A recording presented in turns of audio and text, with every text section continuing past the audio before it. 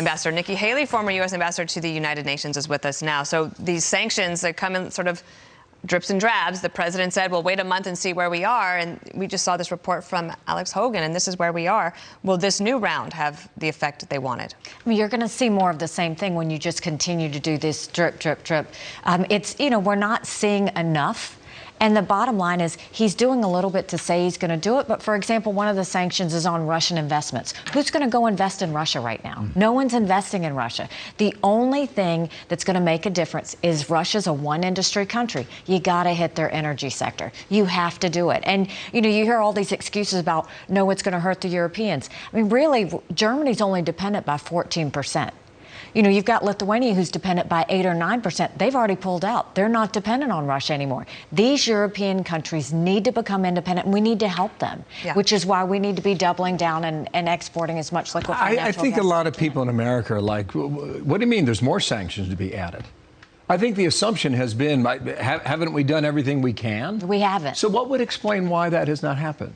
I think because they're expecting this to be a long war, which it will be, but it can be a shorter war if you go ahead and stop the money flow. I mean, think about it.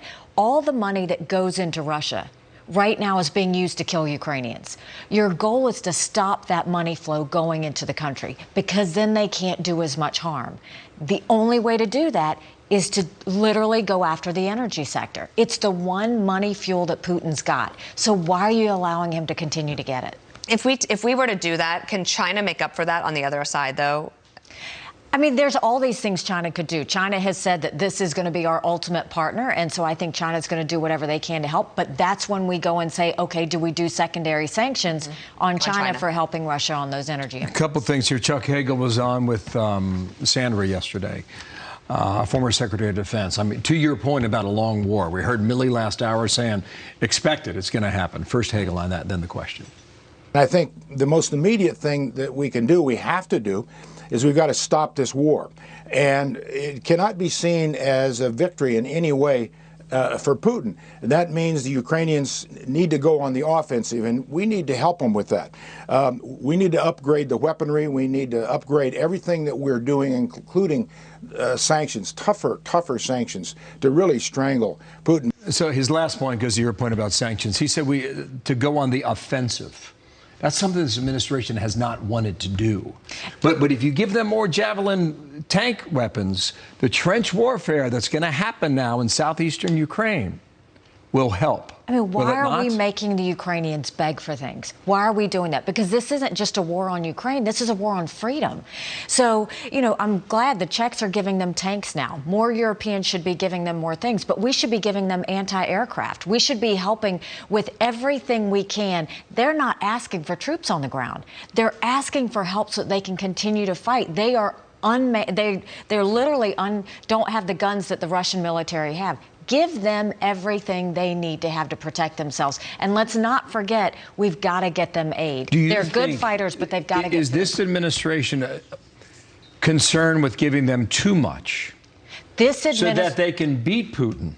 And this administration doesn't want that, because Putin will walk away from the table on Iran and the nuclear negotiations in Vienna. This administration is running scared because they're scared of Russia. They're scared of two things. They're scared of Russia, and they think that war is going to break out, which, if they'd open their eyes, war is already there. We have to prevent more harm from happening. And they're scared of America being energy independent, which is why they are now going to Venezuela and Iran to get oil, which is just ridiculous that we're even talking about that when we have enough that we can produce here in the States. I just wanted to play this for you, because this is Linda Thomas Greenfield has the job you used to have at the UN. Here's what she said yesterday. Some of them, according to credible reports, including by the Mariupol City Council, have been taken to so-called filtration camps. Federal security agents are confiscating passports and IDs, taking away cell phones, and separating families from one another. I do not need to spell out what these so-called filtration camps are reminiscent of. So one of the things the Biden administration has done pretty well is to tell you all the terrible things that Vladimir Putin is doing. Right. But I don't understand what we are willing to do to defend it. And I don't think it's been very clear from the administration yet. Well, I mean, I think the administration, if they would tell Putin on the front end what we are going to do if there's an escalation, what we're going to do if there's chemical weapons attack, what we're going to do if we continue to see more, Putin would step back. But Putin sees that the administration is not real sure what to do. And, you know, I appreciate Ambassador Thomas Greenfield because, you know, at least she's calling to have Russia removed from the UN Human Rights Council. But why is Russia even on the Security Council at all at this point? Think about it. They are one of 5 countries that has a veto. Out of 193, one of 5 countries that has a veto that can stop any condemnation that happens to them. I mean, if there was ever a role for the UN, it's now to acknowledge that. Last point and a quick point here. Ukraine's going to be destroyed. All these towns are going to be leveled, right? There could be upwards of 10 to 15 million people displaced. And ultimately, this war they're going to fight to a draw. Are they not? Russia is trying to get them to be submissive. They're trying to make them suffer so much that they wave the white flag. The thing is, the Ukrainian spirit's not giving up till the very end. And you have to give them credit. They're brave, they're courageous, and they're taking land back. They're getting territory back. We should be helping them because if we win this fight for freedom, no thug is ever going to try this on another country. That's what we have to remember because we shouldn't be so arrogant to think that can't happen here. Okay. Thank you for your time. Nice to see you again in person. Thank you.